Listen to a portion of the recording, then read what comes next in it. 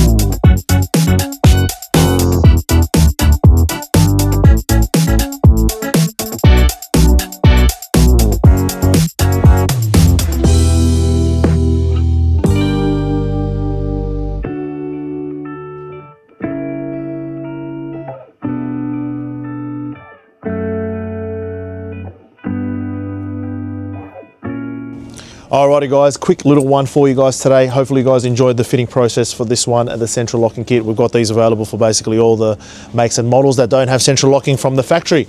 So pretty straightforward. Lock the car, tailgate's locked, go ahead and unlock it. And the customer was actually telling me the reason why is even though he's got the barrel lock on the tailgate, you know, just usual operation of it, people don't think about the tailgate. Someone came in and broke in to the ute, even though the canopy was locked. So if you want to avoid that situation, right, a central locking kit might not be a bad idea for yourself. Once again, like, subscribe. We've got a lot more of these fitting videos in the pipeline. Other than that, we'll get to the next one.